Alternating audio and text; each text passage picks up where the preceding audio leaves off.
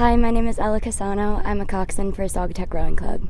So from about 2nd grade to about 6th grade, I had low platelets, so I have a platelet disorder called ITP, which meant that it wasn't safe for me to do high contact sports.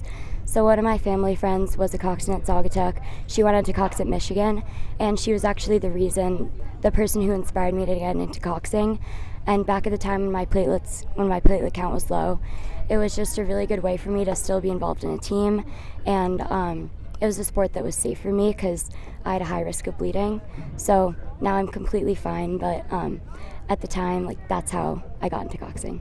Obviously, when we come to youth nationals, the goal is always to be on the podium, always to do as best as we can, but we also recognize that there are a lot of incredibly fast teams here, and we've kind of been going into all the races with the expectation that it will be a challenge to get on the podium, it will be a challenge to win, but we're just doing the best that we can and looking every race for the best row we can find.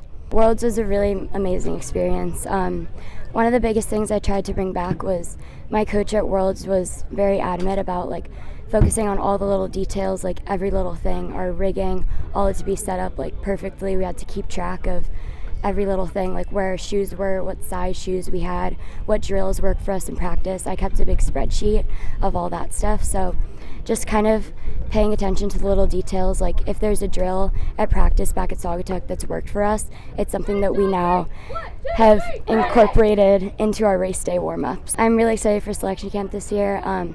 Obviously, it's not going to be easy to remake the Worlds team again. There's going to be a lot of other incredible coxswains and a lot of incredible rowers, but I'm excited to be able to learn from the other coxswains and just improve overall. So when I was in 2nd grade, up through about 6th grade, I had to get IV infusions every 6 to 8 weeks for my platelet disorder, and I noticed that the big bags of medicine that hang on the IV poles were pretty intimidating to me. Some of them would be filled with chemo for other kids or bags of blood product, and so I invented MediTeddy, which just goes over the IV bag so that the patient just sees a friendly stuffed animal from the front, while through the back, which is a fully open, just easily accessible back, the caretaker can still monitor the medication. And MediTeddies are now in all 50 states, I think about 23 countries now. We have a nonprofit side where patients can request MediTeddies for free, and then we also have a for-profit side where hospitals can buy MediTeddies to give to their patients. So you can just go to medi-teddy.org or .com, and you'll find all the information about that.